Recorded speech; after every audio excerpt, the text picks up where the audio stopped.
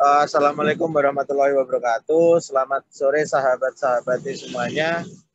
Di sini aku Alfian Rangga sebagai moderator dalam acara kelas debat yang chapter 3 ini. Nah, di chapter 3 ini kita aku bakalan memberikan sesuatu yang berbeda. Jadi kayak di sini nanti Mbak Cindy sebagai pemateri bakalan menjelaskan mengenai prinsip kerja dasar dari desain grafis, etika dari desain, terus manajemen proyek, manajemen file atau mengatur dan menyimpan folder, dan nantinya bakalan ada praktik juga yang bakalan dilaksanakan. Nah, di sini aku bakalan nyebutin sedikit dari pengalaman atau CV dari Mbak Cindy. Jadi Mbak Cindy itu merupakan sekarang itu sebagai pengalaman terbaru yaitu di CO Fasilitator PKK Maba, terus sekarang bekerja di jadi student employed di Humas Visip UB 2020 sampai sekarang. Selanjutnya yaitu koordinator divisi Infokom, asisten laboratorium ilmu pemerintahan Visip Universitas Brawijaya. Terus selanjutnya yaitu sebagai Kabiro Media, Kabidang, Kepala Bidang Media PMII Rayon Pancasila.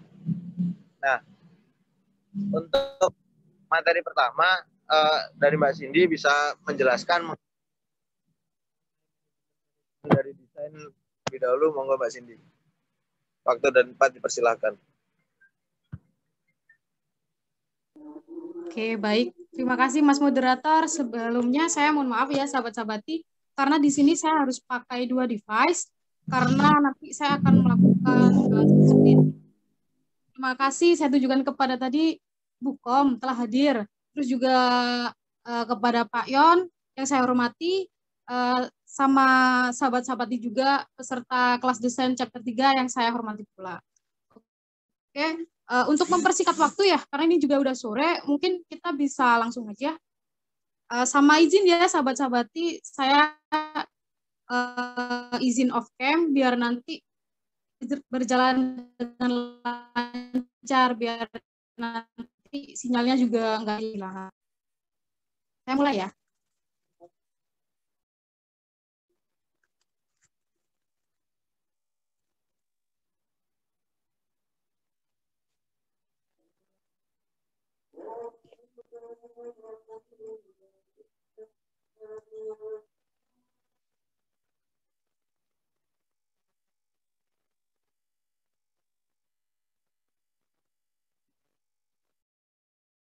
Mohon izin untuk hostnya bisa jadiin co-host atau tidak ya, soalnya ini nggak bisa share screen kalau belum jadi co-host. Oh sebentar Mbak, aku buka ini aku belum buka share screen-nya. Udah bisa belum Mbak sekarang? Oke, aku udah.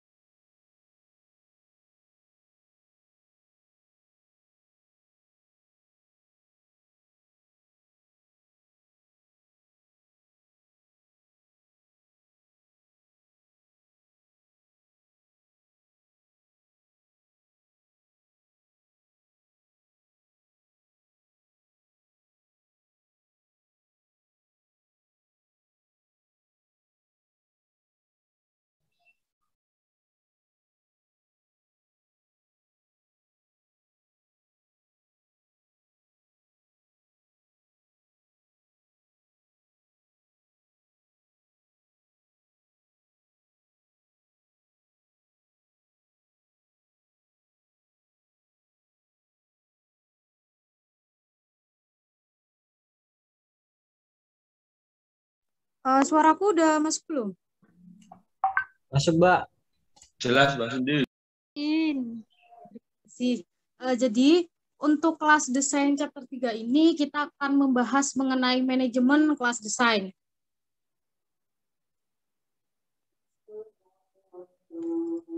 Oke, poin-poin yang kita bahas itu mengenai tinjauan profesi dan manajemen kerja kelas kerja desain grafis.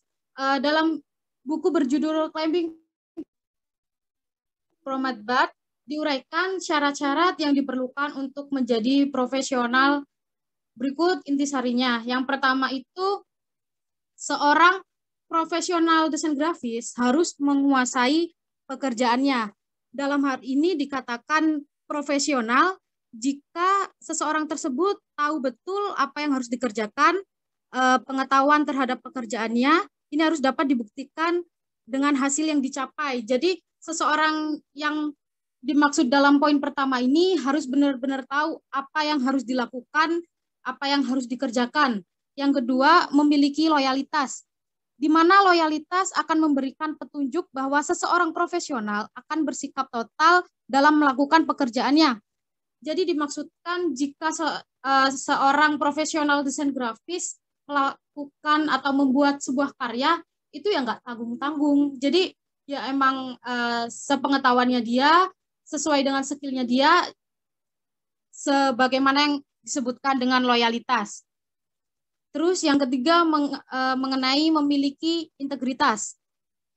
Integritas di sini meliputi seperti nilai-nilai kejujuran, kebenaran, keadilan yang harus benar-benar menjadi prinsip dasar bagi seorang profesional.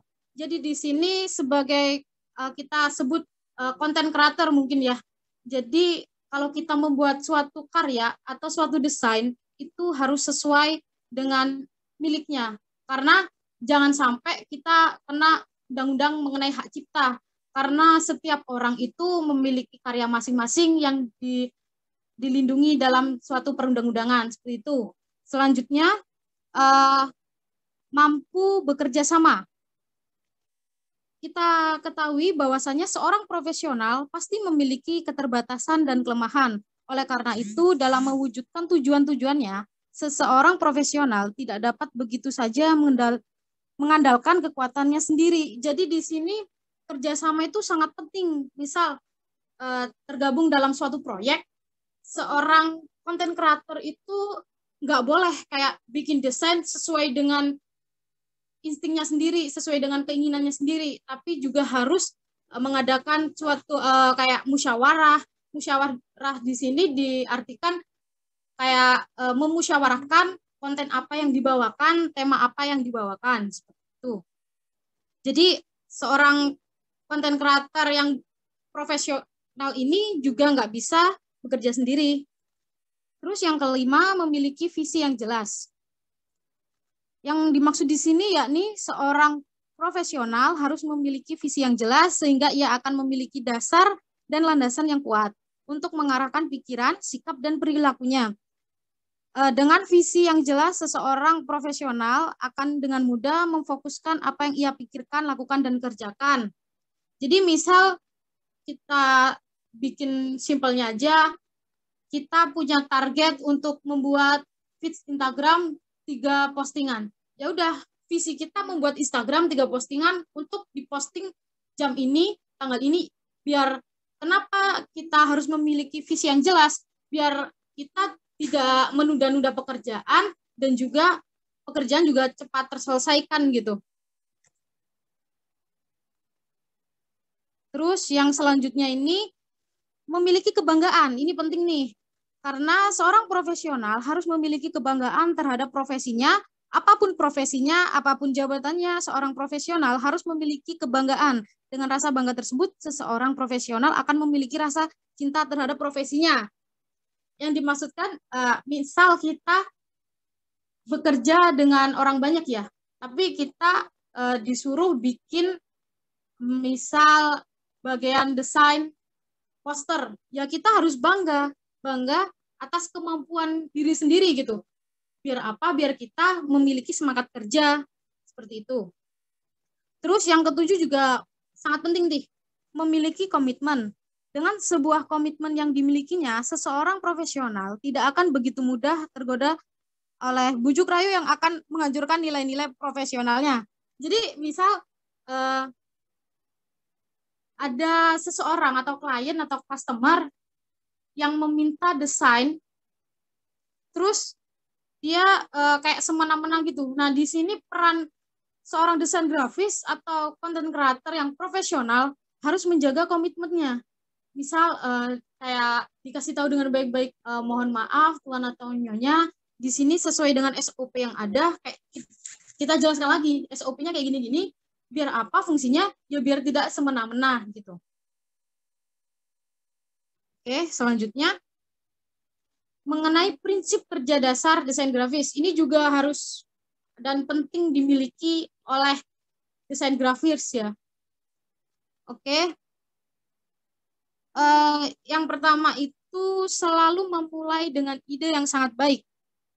Emang tidak mudah sih mendapatkan ide yang baik. Seringkali dibutuhkan 100 ide yang buruk untuk mendatangkan satu ide yang baik. Jangan sampai jatuh cinta dengan desain yang merugikan klien atau audiens. Jika ide Anda buruk, maka Anda membutuhkan energi yang lebih besar. Jadi, untuk menemukan ide-ide yang baik, itu biasanya dari ide-ide yang buruk. Maksud dari ide-ide yang buruk ini, mungkin ide tersebut atau konten tersebut masih kurang diminati, kurang sesuai dengan pelanggan. Nah, dari sini kita terus belajar, kita terus mengkaji apa yang perlu diperbaiki. Nah, dari situ kemudian menjadilah suatu karya yang sangat berharga dan memiliki sebuah makna yang sangat penting gitu. Terus yang kedua, lihat hal-hal di luar desain sebagai inspirasi. Seperti disiplin visual lainnya dapat menawarkan perspektif baru. Ini akan membantu seorang konten kreator untuk menghindari pengulangan yang sudah pernah dilakukan. Jadi misal disuruh membuat poster ya. Jadi poster kita setiap acara itu beda-beda, nggak ngebosenin bahasanya seperti itu. Nah makanya itu kita sebagai konten kreator atau yang bikin desain itu harus moodnya harus bagus kalau mau hasil yang baik. Seperti itu mungkin bisa keluar sebentar untuk menghirup udara yang segar kayak gitu. Terus pokok moodnya harus baik gitu aja. Terus yang ketiga, pelajari bentuk desain berikut fungsinya. Ini juga penting nih. Sebelum memulai desain, belajarlah sebanyak mungkin tentang siapa target dari desain, apa tujuannya, untuk apa pesan dalam desain disampaikan, dan bagaimana hal itu akan diproduksi atau dihasilkan. Kenapa harus dipelajari? Misal, kalian mempunyai customer di bidang penjualan makanan. Jadi jangan sampai poster yang kalian bikin ini tidak sesuai dengan penjualan makanan. Misal kalian membuat poster buat marketing, kan marketing maksudnya marketing kayak di perusahaan-perusahaan besar gitu, yang seperti di luar makanan. Misal kalian di bidang properti. Nah, properti sama makanan kan beda. Tentu posternya juga beda. Jangan sampai kita disuruh atau ingin membuat poster makanan, tapi jenisnya ikut ke poster desain properti. Itu sangat tidak sinkron gitu. Terus yang selanjutnya, yang keempat, desain adalah sarana, bukan tujuan. Ini pentingnya kalian juga sahabat-sahabati di sini harus paham dan mengerti serta memaknai desain ini adalah sarana, bukan tujuan. Jika tidak melayani tujuan seperti menjual produk, layanan, ataupun ide, maka itu membuang-buang waktu. Jika Anda ingin untuk seni, jadilah seorang seniman. Kenapa kayak gitu? Sebenarnya ini juga dijadikan sebagai motivator untuk membuat suatu karya gitu ya. Karena kalau kita mikirnya buat ini untuk biar dapat duit, ya kalian bakal ngerjainnya setengah-setengah seperti itu. Terus yang kelima, selalu perhatikan detail di setiap elemen. Karena dengan perkembangan teknologi perangkat lunak tidak akan ada alasan bagi desain profesional untuk bekerja tanpa memperhatikan detail seperti ukuran, pixel, jenis font, pewarnaan, dan lainnya. Kenapa ini sangat penting? Kita pakai contoh poster lagi ya.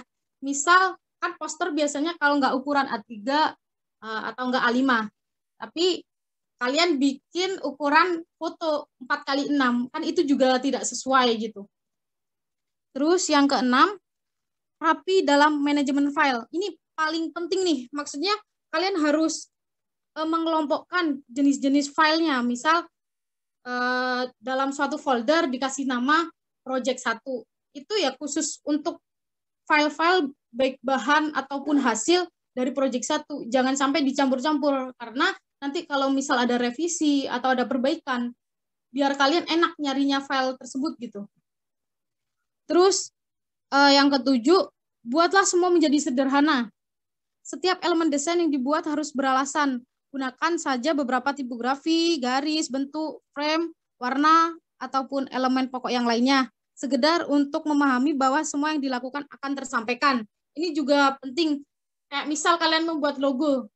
Kenapa kalian pakai shape bundar atau segitiga atau kotak? Itu kenapa? Karena sebaiknya desain itu bukan karena estetika, bukan karena kebagusannya, tapi karena maknanya. Banyak logo-logo atau desain-desain lainnya yang sangat simpel, yang bagi orang awam, gimana sih ini desainnya kok simpel banget, tapi orang awam tersebut tidak mengetahui nilai atau makna di dalamnya. Jadi ini juga sangat penting ya. Terus yang selanjutnya ke-8, ikuti aturan. Menyadari bagaimana setiap elemen berhubungan dengan setiap elemen lainnya, maka aturan itu adalah untuk dipatuhi, seperti aturan soal grid atau width-line yang penting ketika melayat buku, majalah, ataupun halaman web. Jadi, misal ini juga sangat sinkron dengan aturan kayak tadi, kayak misal poster yang harusnya ukuran A3, tapi kok dibikin 4x6. Seharusnya ukuran untuk profil website kok pakai ukuran profil Instagram, kan ukurannya beda gitu. Terus yang ke-9, ini juga penting ya, jangan takut dengan kesalahan. Biarkan diri Anda untuk mencoba hal-hal baru, melihat apa yang terjadi di saat tidak diharapkan, justru seringkali akan membuat mata Anda melihat hal-hal baru. Jadi namanya content creator itu pasti nggak selalu mulus. Jadi terus belajar dari kesalahan. Misal klien, ini gimana Mbak desainnya kok nggak sesuai? Ya kita perbaiki terus, yang ujungnya nanti akan menghasilkan suatu karya yang sangat bermakna dan bernilai gitu. Terus yang ke-10, brainstorming ini penting nih. Kayak melakukan diskusi ide gagasan awal Anda dengan beberapa pihak yang berkepentingan dan berhubungan.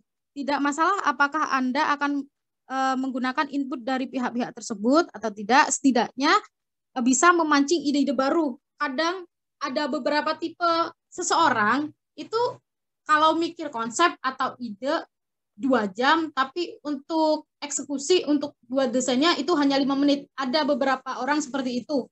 Nah, dari sini penting nih, kita harus diskusi sama partner kita. Ini temanya mau gimana ya? Ini kita mau pakai warna apa, terus ini shape-shape-nya mau yang kayak gimana, itu penting banget biar nanti juga bisa mengeluarkan ide-ide baru dari kalian. Terus yang 11, ukurlah waktu pengerjaan. Ini juga sangat penting nih.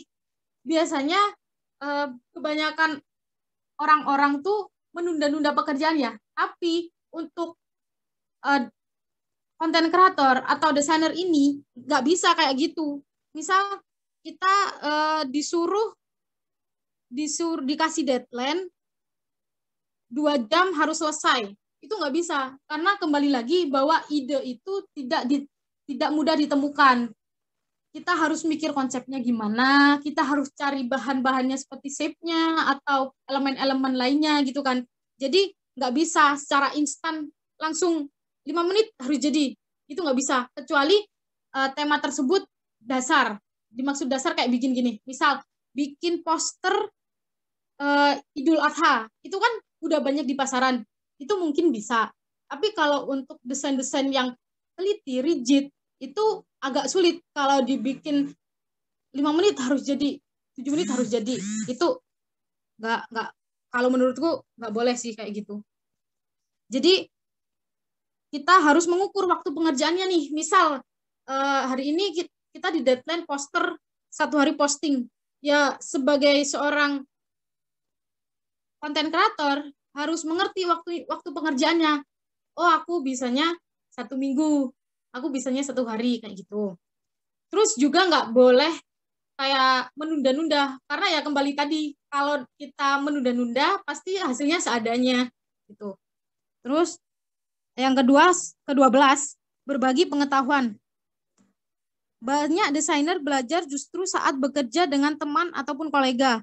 Tidak harus saat mengerjakan proyek yang sama, tapi kadang-kadang hanya bekerja di ruang yang sama, lalu berbicara tentang bagaimana kita melakukan sesuatu. Ini bisa menjadi dasar pengetahuan baru.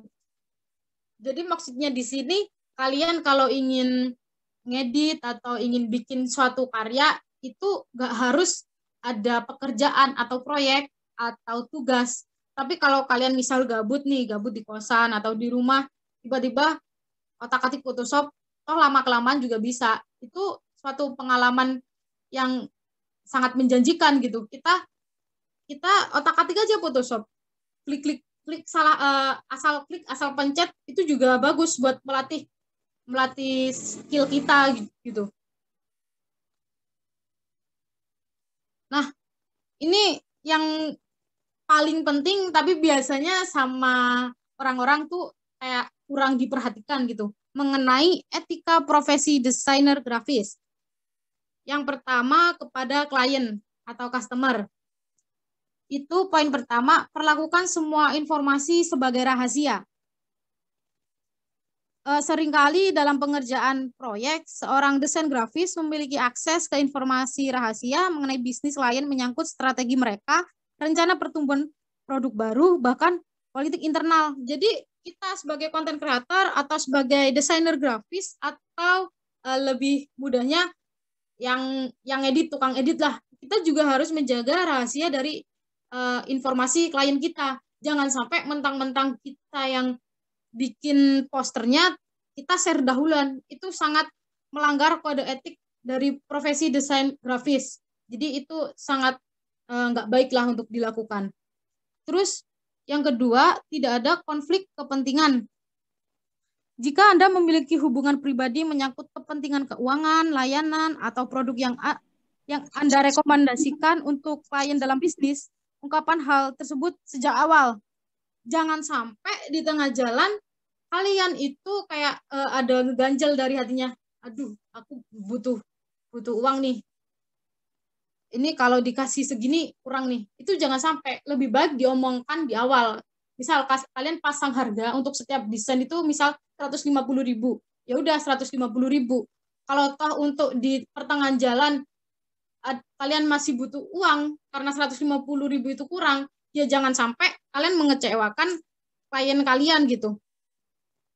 Karena kan kita juga udah sesuai kontrak, kalau 150 ya 150, jangan karena kepentingan pribadi tiba-tiba harga melonjak. Itu nggak baik banget dan nggak etis sih menurut profesi desain grafis. Terus yang ketiga, bertindak wajar soal markup.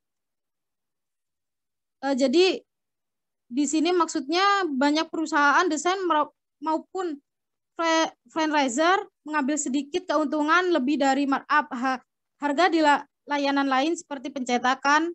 Jadi misal gini, mungkin kalian ingin buka percetakan tapi karena nggak ada modal, cuma modal skill aja, oke, nggak apa-apa. Tapi jangan sampai kalian melonjakkan harga. Misal biasanya kalau orang cetak banner tuh cuma 20.000, tapi kalau di kalian 30.000, itu jangan sampai. Terus jangan sampai juga gini, di pasaran itu 20.000 karena kalian pengen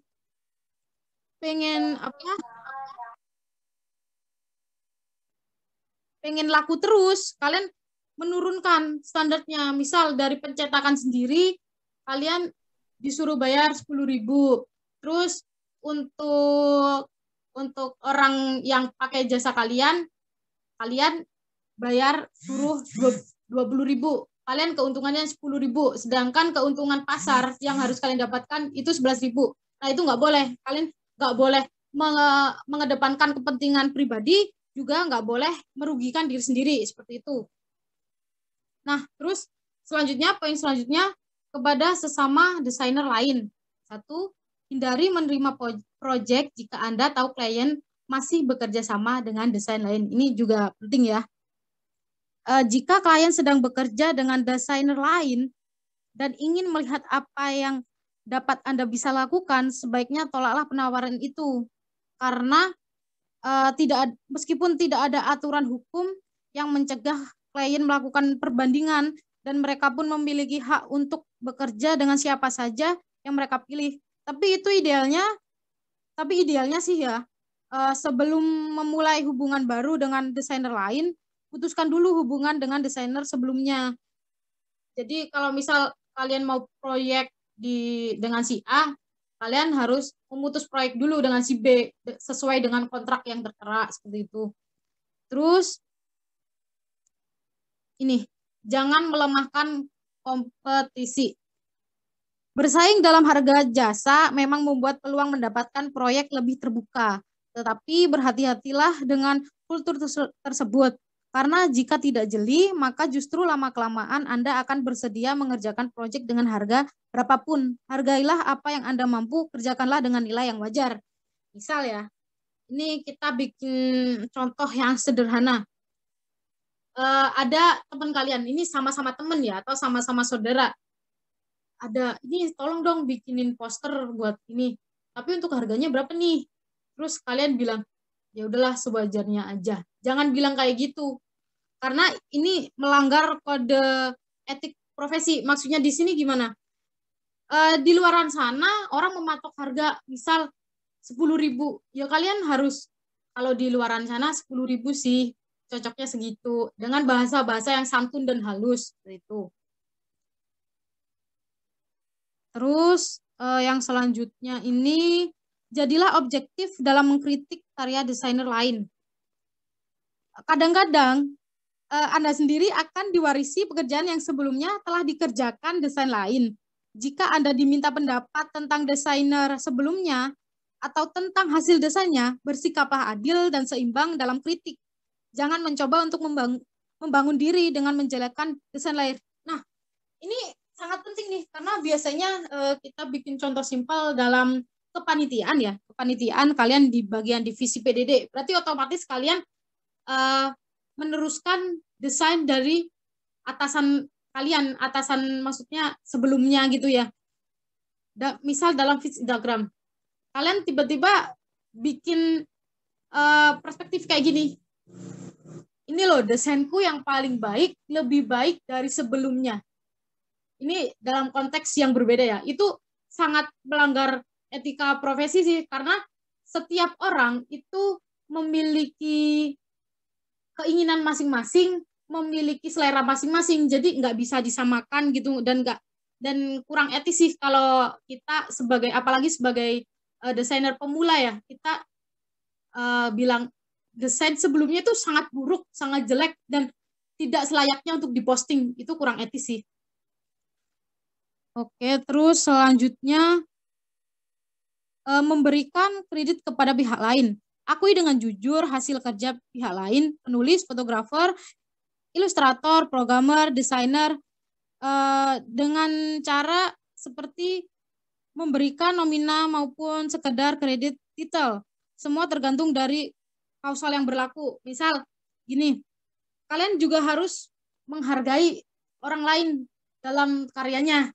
Misal entah itu menghargai seperti dengan ucapan, ih desainmu keren banget ya, kapan-kapan ajarin aku gini dong. Itu selain bikin orang yang bikin desain itu senang, kalian juga melakukan suatu hal yang baik gitu. Jadi kalian juga nggak bikin mental down untuk desainer lainnya gitu.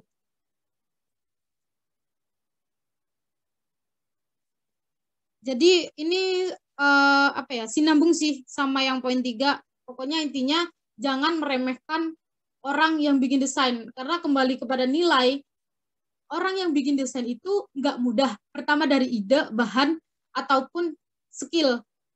Jadi jangan sampai membandingkan si A bisa menghapus background, tapi kok kamu nggak bisa sih? Kamu kok cuma bisanya bikin poster? Nah itu nggak baik sih. Oke, selanjutnya kepada khalayak umum. Yang pertama, tidak mengundang bahaya. Jangan membuat hal-hal yang membahayakan, meracuni, ataupun yang tidak bertanggung jawab. Jadi, misal kalian bikin poster, tapi di poster itu kalian kasih racun. Jadi orang yang memegang nanti tangannya ngelupas atau kulitnya ngelupas atau gimana, itu jangan sampai ya. Terus selanjutnya menghormati martabat semua khalayak. Hindari dan berhati-hatilah dengan unsur sara yang sensitif. Karena ya gimana? Kan emang kita nggak boleh melanggar unsur sara ya, karena nanti selain melanggar kode etik juga kan melanggar peraturan yang berlaku gitu. Oke, selanjutnya tidak mendorong terjadinya pemalsuan. Maksud di sini yakni seseorang yang memanipulasi data. Misalnya contoh, mentang-mentang seseorang si A tersebut bisa desain, bisa desain sertifikat. Nah, akhirnya karena punya skill tersebut, dia memanipulasi data, dia bikin sertifikat fiktif. Nah, itu nggak boleh itu, karena ya nggak etis lah ya, seperti itu. Nah, ini selanjutnya, poin pembahasan selanjutnya mengenai manajemen proyek.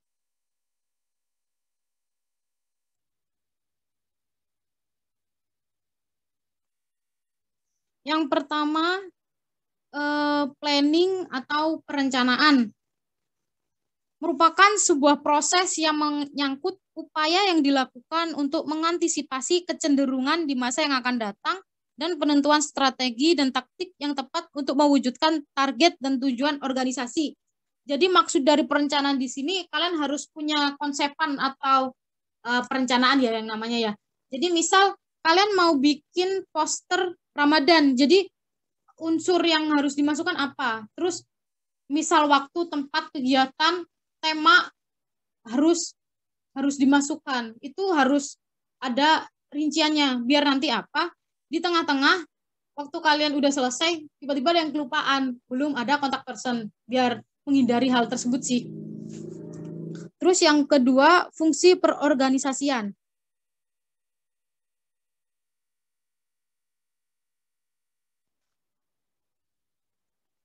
Itu merupakan sebuah hal yang menyangkut bagaimana strategi dan taktik yang telah dirumuskan dalam perencanaan desain di dalam sebuah struktur organisasi yang tepat dan tangguh sistem dan lingkungan. Jadi kalian tuh kalau mau bikin desain itu harus sesuai dengan lingkungannya. Misal di lingkungan pesantren, berarti elemen-elemen apa yang harus dimasukkan itu juga harus masuk gitu. Oke, selanjutnya di planning atau perencanaan ini kita harus memperhatikan beberapa hal. Pertama, mengenai time planning. Seperti yang aku katakan tadi, kita harus punya proyeksi waktu berapa lama desain itu dikerjakan, seperti itu. Terus poin yang kedua, work planning. Bahan-bahan apa saja sih yang dibutuhin, kayak gitu, biar nanti waktu kalian desain itu nggak kemana-mana larinya, harus cari bahan ini, harus cari bahan itu, biar nggak kayak gitu. Terus yang planning ketiga nih sangat penting ya, mengenai financial planning atau budgeting. Sering disebut quotation, yaitu sebuah penawaran harga. Meski dihitung secara detail, penggabungan antara desain fee dengan ongkos atau biaya lain seperti kertas, print, pembuatan mock-up, fotografi, hal-hal lain yang berhubungan dengan desain yang dibuat. Jadi perencanaan budgeting ini penting diperhatikan. Misal banyak yang aku temuin tuh, banyak beberapa teman-teman itu menggampangkan masalah desain grafis. Sedangkan kalau kalian pergi ke pencetakan, coba deh tanya di sana berapa ongkos untuk membuat poster. Di sini juga harus diperhatikan. Misal kalian juga harus memiliki list atau rancangan anggaran ya. Misal bikin poster 10.000, revisi 1 kali. Bikin poster 150.000, revisi 2 kali. Kayak gitu. Terus biasanya kalau dalam proyek atau manajemen proyek ini, kita harus punya yang namanya kontrak. Kontrak tersebut digunakan sebagai suatu hukum yang sangat kuat. Misal, kalian di kontrak tersebut menerapkan desain poster harganya 150.000. Desain logo, biasanya yang aku tahu ya, kalau desain logo itu emang agak mahal, 175.000.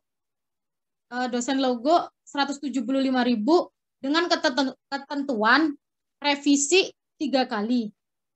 Kayak gitu. Biar klien kalian ini juga nggak semena-mena dalam menilai suatu karya, karena di sini yang dikatakan lagi, yang masalah desain grafis itu tidak hanya estetika, tapi suatu nilai. Kalau kalian mengandalkan estetika, banyak di free pick atau di internet, kita tinggal aja tempel tanpa ada maknanya. Nah, di sini yang paling mahal, kenapa logo bisa sampai 175, itu yang paling murah ya, setauku. Bisa sampai kalau logo itu puluhan juta. Karena apa ya? Karena ada nilai yang terkandung dalam suatu karya tersebut gitu. Oke. Selanjutnya,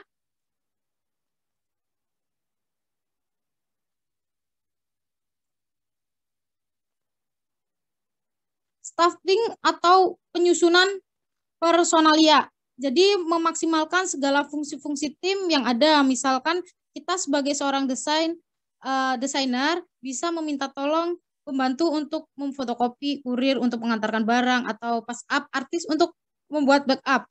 Jadi kita harus mempunyai penyusunan personalia, maksudnya misal nanti yang bagian printing siapa, bagian edit siapa, bagian upload siapa, jadi harus jelas gitu. Terus yang selanjutnya, yang keempat, penghargaan, di mana seorang desainer harus mampu mengarahkan, mengatur, memotivasi diri sendiri dan tim yang terlibat dalam sebuah proyek guna tercapainya sebuah tujuan proyek tersebut. Jadi kalian itu harus memberikan penghargaan untuk kalian sendiri gitu. Misal,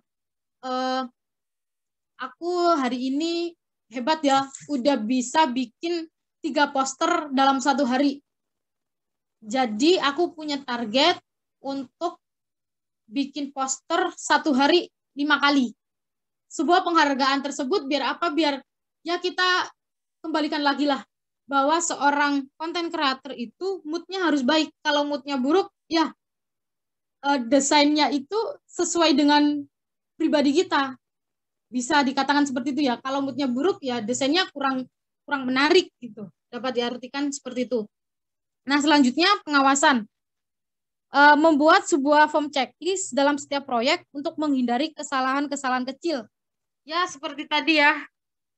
Fungsi pengawasan tadi mengawasi planning kita. Misal kalian harus memasukkan kontak person, waktu, temanya, itu biar apa? Biar nggak kelewatan. Karena biasanya tuh masih banyak ditemui juga ya di poster-poster kegiatan mahasiswa, lupa mencantumkan kontak person. Akhirnya dicantumkanlah di caption. Itu kan juga kurang bagus gitu, karena kebanyakan beberapa orang itu males banget kan baca caption.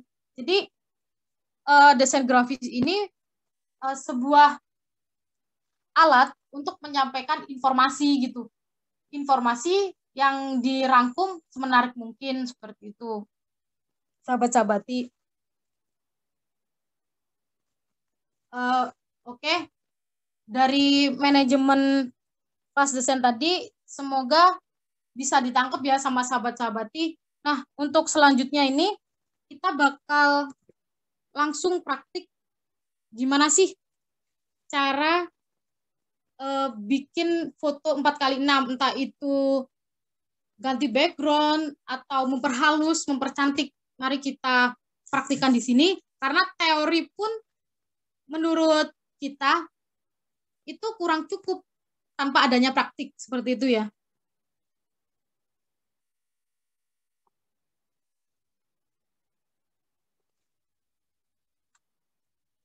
Mungkin sahabat-sahabat di sini bisa langsung aja dibuka Photoshop-nya. Kita di sini belajar bareng-bareng. Di sini sifatnya aku bukan mau menggurui, tapi di sini kita bekerja bareng-bareng gitu ya.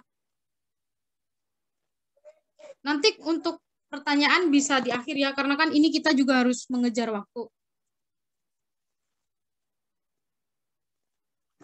Jadi output kita membuat foto 4x6. Kenapa? Karena kan penting sekali untuk bikin foto. Misal kalian males foto, tapi dalam persyaratan kerja harus backgroundnya merah, tapi kalian punyanya hanya background biru. Kan males foto ya, udah panas jauh-jauh. Ya udah kita edit aja gitu. Bikin hidup sesimpel mungkin, Rek. Oke, langkah pertama kita buka lembar kerja.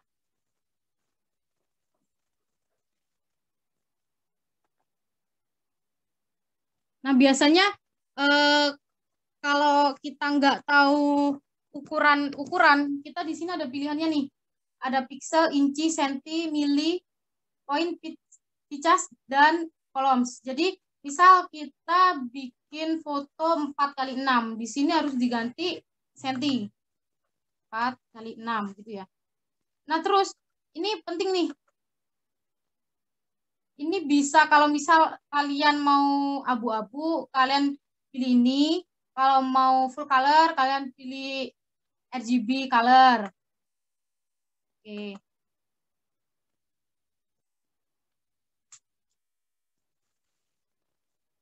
Belum kelihatan ya? Udah kelihatan belum sih? Halo?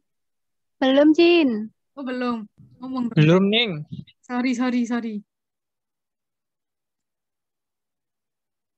Bentar ya.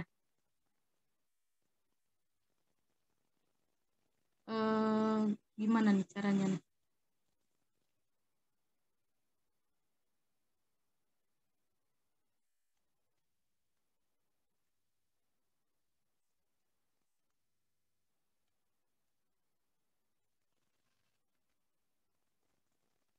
Udah kelihatan kan ya? Sampun, Ning. Ini kalian udah punya Photoshop semua kan? Tanya dulu Nggih, nih. Ning.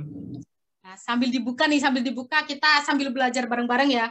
Ini kan lembar kerjanya udah terbuka. Kemarin kan udah ada pelatihan ya mengenai tools, bagaimana mengatur lembar kerja. Jadi di sini kita langsung ke praktiknya aja. Nah, yang pertama biasanya di sini kalau kalian ingin memasukkan bahannya, kalian bisa pilih open atau pilih place. Kalau aku biasanya itu pakai place biar enak. Jadi kayak gini langsung. Misal kayak gini ya. Ini aku pakai fotoku sendiri biar nggak kena hak cipta gitu. Oke, enter. Oke. Bentar ya, Rek. Nah, terus ini kan masih ada space ya, putih-putih ini ya. Gimana sih caranya biar penuh gitu? Kalian yang pertama itu klik Ctrl T, terus ditarik. Tapi ditariknya harus sambil tekan tombol shift. Karena kalau nggak pakai tombol shift, nanti hasilnya pesok. Gitu. Jadi harus pakai tombol shift. Nah, ini nggak pakai tombol shift, ini hasilnya kayak gini. Tuh. Tapi beda lagi kalau pakai tombol shift. Coba ya.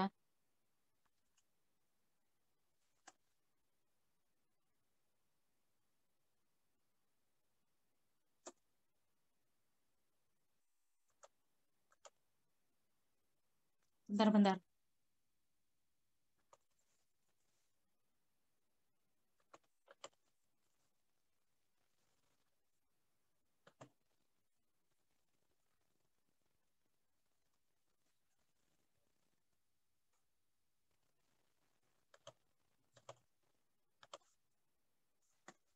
Ini pakai tombol shift ya. Ini kalian sambil ini ya, sahabat-sahabati, sambil dipraktekkan. Jadi nanti kalau ada yang dibingungin, kita bisa pelajari sama-sama gitu.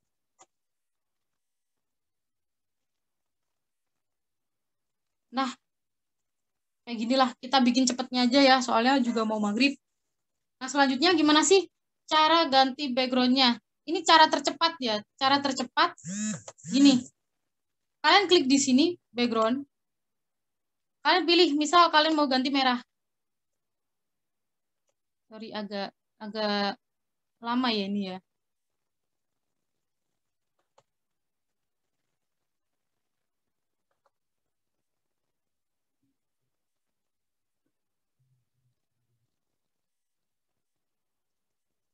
Nah, ini kalian langsung aja klik magic. Magic nih di gambarnya. Misal yang mau dihapus birunya. Hapus. Oh ya, lupa. Ini harus diklik erasernya dulu ya. Biar bisa kebuka. Nah, kayak gini. Terus. Nah, ini kan sesimpel itu gitu loh. Cuma gitu aja, nggak perlu kita ke studio foto. Kalau bisa dikerjakan di rumah, kenapa harus pergi gitu. Nah, kalau ini sih sebenarnya enak sih, Rek. Masih simpel, soalnya juga di YouTube juga masih ada. Terus aku mau nyontohin, misal mau karena kalian nggak punya jas, malas pinjem jas, tapi harus foto formal, ya udah bisa dilakukan di sini. Caranya ya seperti tadi. Kalau kita tadi kan pakai magic, tapi sekarang kita ganti. Kita pakai polygonal lasso tools. Jadi gini. Dari sini langsung ditarik garisnya aja. Misal ya. Seperti ini.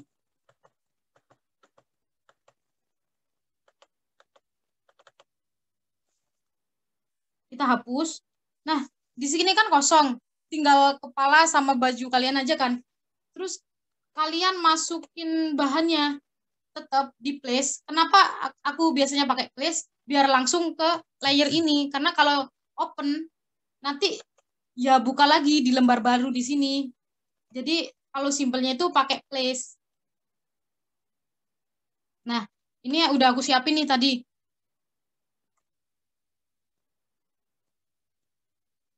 Nah, kayak gini kan. Kalian juga kalau pilih jasnya itu juga harus yang belakangnya transparan. Biar enak otak-atiknya gitu. Ini kalian tinggal sesuaiin aja nanti. Untuk perbesar atau perkecil itu tetap menggunakan klik tombol shift ya, biar nggak pencong-pencong seperti itu.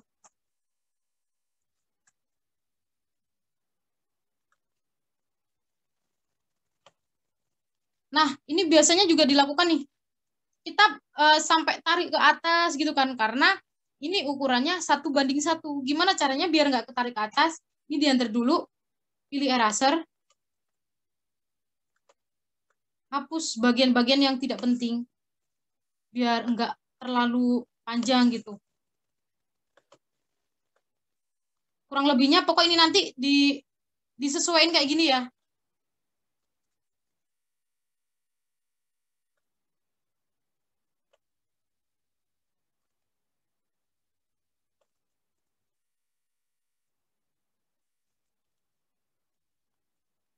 Ini pokoknya kalian harus pas-pasin lah.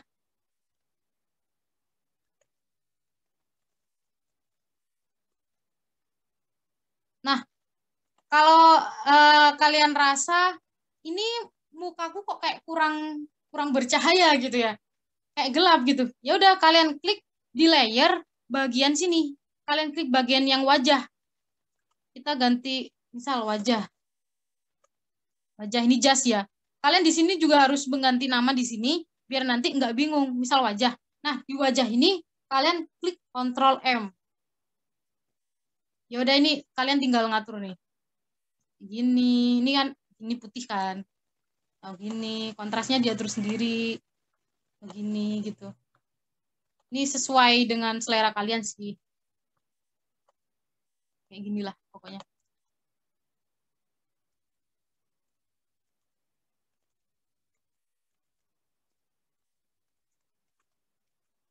Terus misal kalian pingin undo, kan biasanya kalau Ctrl Z itu cuma 1 kali. Maksudnya kalian ingin ke editan yang pertama tadi. Kalian klik Ctrl Alt Z sampai ke objeknya. Ini terus nih. Karena tadi kan juga agak lama ya.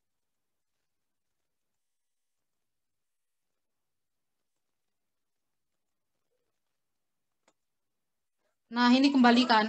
Terus misal kalian ingin apa ya, kayak ini nih, menghilangkan tai lalat.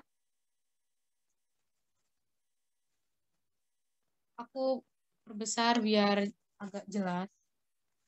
Ini kan ada tai lalatnya ya. Itu dihilangin pakai ini. Pakai healing brush itu cuma tinggal klik.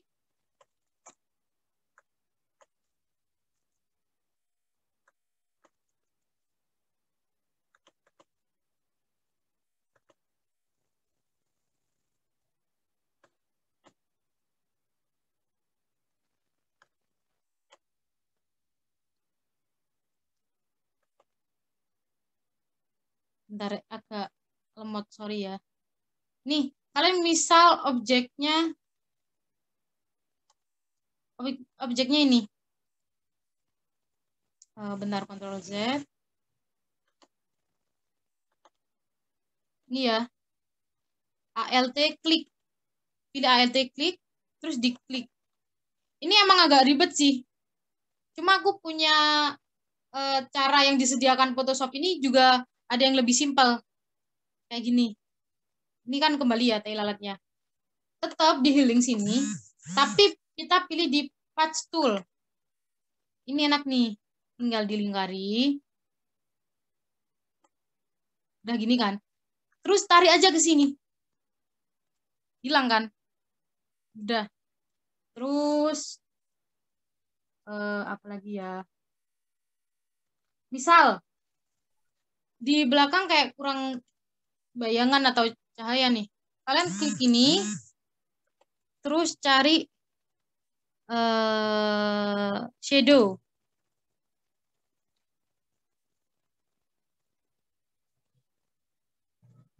Nanti sahabat-sahabat kalau misal kecepatan ngomong aja ya. Nah, di sini kan kelihatan nih bayangannya. Untuk mengatur warnanya bisa pilih di sini. Misal mau warna biru atau hijau atau kuning, terserah di sini. Terus ini untuk ngatur angelnya mau sebelah kanan, sebelah kiri, itu terserah. Tapi biasanya kalau pengen mudah, itu tinggal ditarik aja. Kayak gini. Nanti akan mengikuti. Tuh.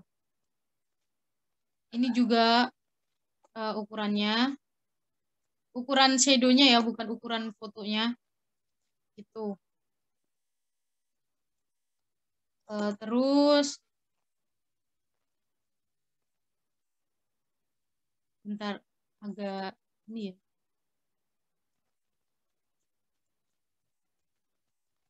Terus kalian mau misal mau ini nih.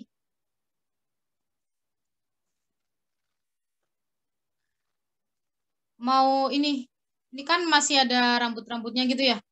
Ya kayak tadi. Kita gambar aja.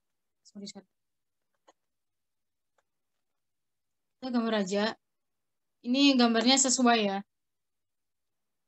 Udah, tinggal tarik aja. Kan, samarkan. Gitu-gitu aja. Nah, terus kalau nanti ditemui kayak gini nih. Kayak gini. Itu langsung aja di Ctrl D, nanti hilang. Oke. Nah, terus jika kalian mau save, itu langsung save as. Kenapa nggak save? Karena nanti kalau kalian pilih save, itu hasilnya nanti Photoshop, hasil akhirnya bukan PNG atau JPG gitu. Jadi harus save as. Terus di sini pilih PNG gitu. Terus just di nama save. Yes. Oke. Itu cara save-nya. Terus misal kalian pengen belakangnya itu transparan biar nanti enak tinggal tempel-tempel doang. Itu bisa. Cara simpelnya di sini ini kan ada gambar mata nih ya. Ini diklik aja. Nah, otomatis yang belakang ini nggak warna hitam atau warna putih atau berwarna. Jadi ini udah clear gitu. Terus misal kalian ingin menggabungkan kedua layer ini. Kalian klik layer pertama sama klik layer kedua. Karena ini layer pertamanya kekunci, ya harus dibuka dulu. Gimana caranya? Ya tinggal di klik dua kali, terus di OK. Terus ini digabungkan jadi satu, di klik kanan, convert to smart object. Udah aja. Ini menggabungkan kedua layer, jadinya jadi satu. Nih, kita coba ya. Tuh kan. Terus, misal disuruh bikin foto hitam putih gimana? Gampang. Ini. Pilih image, terus adjustment. Oh, ini gini nih, sorry. Karena ini kan satu layer, nggak bisa. Jadi harus ada layer lagi. Harus perbaruan layer itu klik ini ya. Nah, ini tinggal taruh aja di bawahnya. Ini.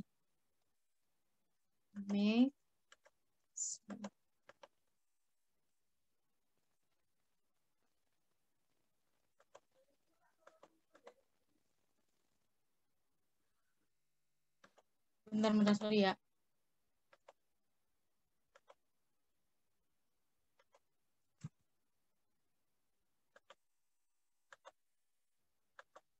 Nih, seharusnya itu di ini, di black and white. Coba ini dihapus dulu, diklik. Nah, jadi tadi tahu kan kalian kenapa kok awalnya tidak bisa dihitam putihkan. Di sini layernya nggak bisa diklik. Kenapa? Maksudnya toolsnya nggak bisa diklik. Karena di sini masih kekunci di gambarnya ini. Gimana cara bukanya? Kita klik eraser, klik 2 kali, oke. Udah selesai gitu aja. Terus kita ke image, adjustment, ini black and white. Udah jadi hitam putih, foto KTP kan.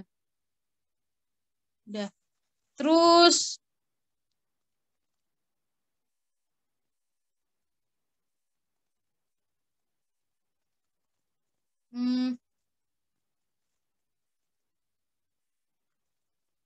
kita balikin lagi ya warna biar terang. Ini nih misal di pinggir-pinggir sini kan kayak masih ada garis warna biru, kelihatan nggak?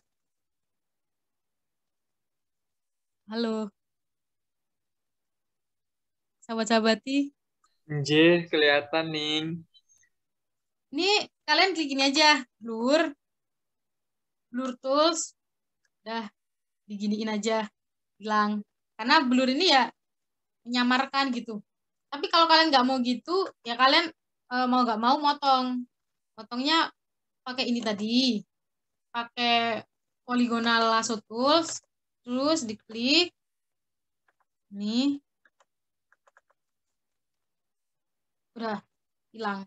Karena kenapa yang belakangnya ikut hilang? Karena ini tadi udah di margin, udah dijadiin satu gitu. Kalau mau diperbaiki lagi ya belakangnya harus diberi warna merah lagi. Cara ngewarnainnya cukup gampang. Layer 1 diklik, terus ini kita pilih paint bucket tool. Kalau kalian pingin gradient, pilih gradient tools. Nah, ini dulu ya. Nih, misal aku pengen backgroundnya gradient nih, gimana nih? Yang pertama, kalian bisa melakukan ini. Sorry. Balik ke sini, gradient. Ini kan warnanya merah sama hitam. Kalian bisa ganti putih atau apa. Gantinya bisa di sini, bisa juga di sini. Di ini ya. Kalau di sini itu langsung. Kalau Di sini ada pilihannya. Nah, ini kalau kalian pengen custom itu ya udah klik ini. Untuk modelnya itu bisa dipilih di sini, entah itu garis, tengahnya doang atau pinggirnya doang atau semua.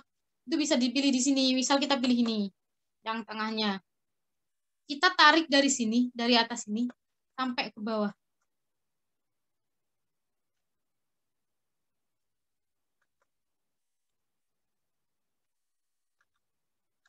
Bentar agak loading ya.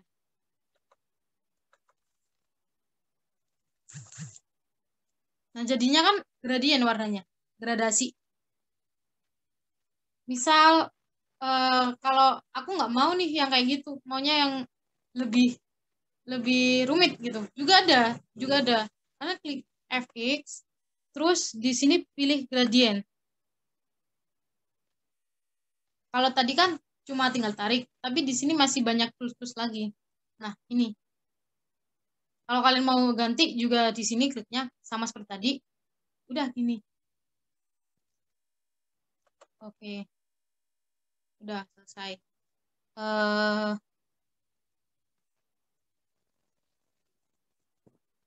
Udah sih. Kalau dari kalian sendiri ada kendala nggak kira-kira dalam pengerjaan? Ini ngerjain semua kan? Kayak kita praktek bersama gitu kan? Atau gimana nih? Santai aja, sahabat-sahabati. Kita di sini belajar bareng-bareng gitu. Mungkin bisa aku kembalikan ke moderator aja deh. Mungkin dibuka sesi diskusi atau apa gitu.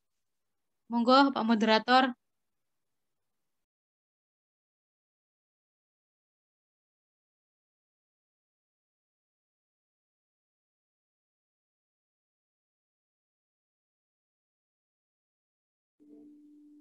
Halo, terima kasih Mbak Cindy untuk materinya. Mungkin dari teman-teman untuk dibuka sesi tanya jawab, silahkan. Ada yang mau mengajukan?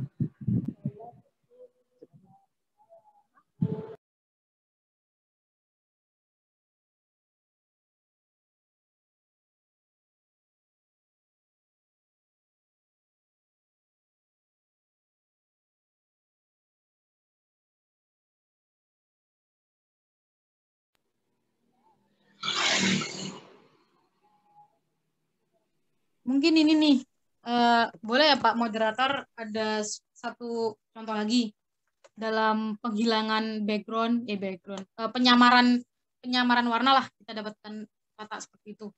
Kalau di sini masih sahabat-sahabati masih bingung ya. Oke, untuk yang pertama, bentar, agak lemot ya.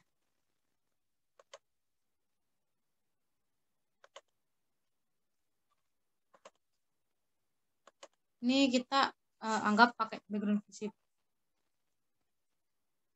Oh, ini yang udah aku edit, Re. Misal gini deh. Kalian pengen gabungin ini, warna ini menjadi satu warna. Kelihatan nggak? Kelihatan. Kelihatan. Ya, kita kembali lagi ke sini, patul, terus di select apa yang mau diganti. Oke. Ini. Tahu ke sini. Tahu ke sini. Ibarat di sini tuh sebenarnya mengcopy warna yang diinginkan. Jadi apa ya istilahnya ya? Biasanya tuh banyak cat-cat di gedung-gedung tuh ada yang belepotan kan. Gimana caranya biar gedung tersebut kayak baru. Itu bisa lewat Photoshop ya. Caranya seperti itu. Kalau mau undo itu bisa di Ctrl Alt Z. Terus sampai layernya kembali. Kayak gini. Udah. Gitu. Terus kalau misal mau ngilangin ini langitnya. Ya sama, ini tadi diambil di select mana objeknya, terus dicari.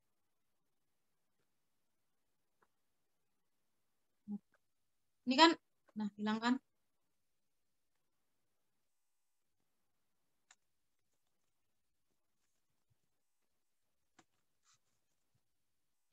Terus misal kalian mau hapus nih. Ini kalau yang seperti ini ya, itu nggak bisa pakai magic. Nggak bisa, karena nggak bisa menyeluruh. Pasti di sini nanti ada kayak ada noda-nodanya gitu. Jadi nggak rapi itu kan ini. Kayak gini. Jadi biasanya kalau aku pakainya yang ini. Yang magic magnet. Ini di sini. Kayak itu kan langsung.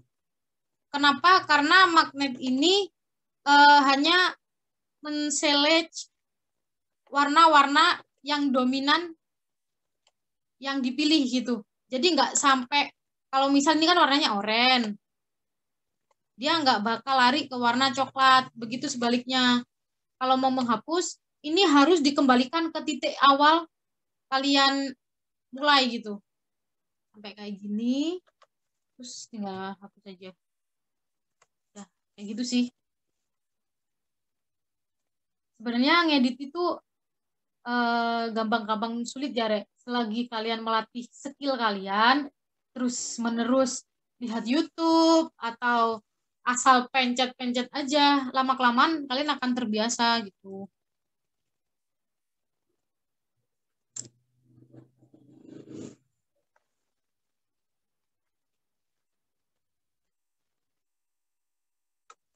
Mungkin aku kembaliin kepada Mas Moderator deh. Kayaknya tadi ada yang nanya ya. Apa tuh? Untuk para fasida yang apa yang ingin ditanyakan, silakan. Oke, makasih moderator. Aku izin bertanya, sebenarnya ini bukan terkait teknis ya, karena kalau teknis aku rasa udah cukup paham. Mbak Cindy tadi menjelaskannya cukup sangat-sangat mendetail gitu. Lebih kepada fungsi dari Photoshop itu sendiri, karena kan aku pernah beberapa kali, suaraku masuk nggak? Masuk nggak suaraku, Rek? Masuk ya? Masuk. Oke. Kan aku pernah beberapa kali misal ngeliat di Twitter, terus dia tuh minta bantuan ke seseorang yang fotonya foto bapaknya itu udah usang banget, terus minta diperbaikin. Nah, itu fungsi Photoshop bisa kayak gitu nggak sih untuk memperbaiki foto yang dia tuh udah usang banget. Nah, kedua, biasanya kalau kita pas foto kayak foto Mbak Cindy tadi di tukang foto, itu kan hasilnya jadi kayak smooth banget. Terus bibirnya jadi merah, terus noda-noda di wajah kita tuh jadi nggak ada. Nah, itu apakah juga termasuk fungsi Photoshop? Gitu. Sekian, terima kasih. Bagaimana ini? Apakah langsung dijawab? Langsung jawab aja kali ya? Oke. Makasih Mbak Farah. Ini pertanyaannya sangat bagus gitu ya. Sebenarnya Photoshop itu sebuah alat sih. Fungsinya, fungsi setiap alat untuk desain itu sama. Misal yang Mbak Farah tadi katakan, entah itu menggabungkan foto, entah itu mengganti foto, menghilangkan noda, atau mencerahkan suatu foto, itu bisa, itu termasuk fungsinya. Karena sejatinya Photoshop ini alat atau software. Nah, bisa selain Photoshop itu juga ada, misal kalau pengen mudahnya itu pakai aplikasi yang namanya Remini. Remini itu biasanya foto yang ngeblur bisa ukuran HD, bisa nggak ngeblur lagi. Itu yang versi simpelnya. Nah, kalau di Photoshop sendiri masih harus menggunakan tools-tools yang agak panjang, layer-layernya juga agak panjang gitu.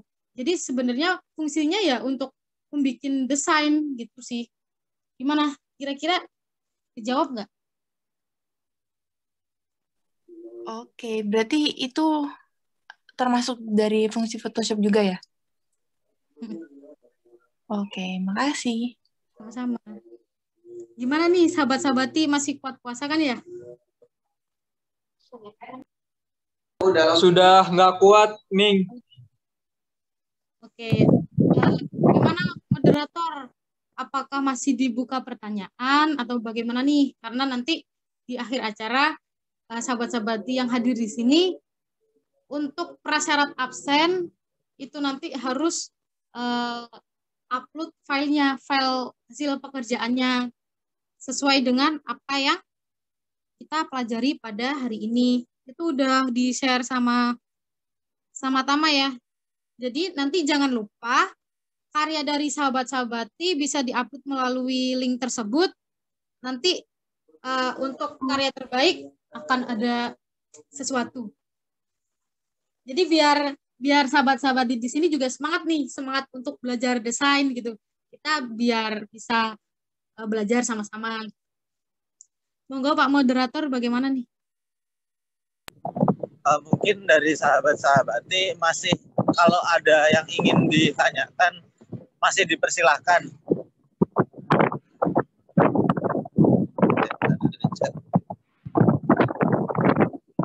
Jika dari sahabat-sahabati ada nggak sih sekarang yang mau ditanyakan? Sepertinya di kolom chat juga udah nggak ada. Jadi dari hasil kelas desain kali ini bisa mengupload di situ. Nah, dan dari kelas desain ini nantinya bakalan tetap ada kelanjutannya. Kita tetap bakalan ada lanjutin nanti chapter selanjutnya yang insya Allah bakalan diisi sama pemateri-pemateri yang lebih hebat lagi. Ya insya Allah nanti mengenai mock-up dan lain-lain bakalan dijelasin di pertemuan selanjutnya. Dari aku untuk kelas desain chapter 3 ini terima kasih buat Mbak Cindy yang udah jadi pemateri dengan baik, dan untuk sahabat-sahabatnya yang udah mengikuti sampai sekarang terima kasih. Untuk dari aku cukup. Wallahul muwaffiq ila aqwamit thoriq. Assalamualaikum warahmatullahi wabarakatuh. Waalaikumsalam warahmatullahi wabarakatuh.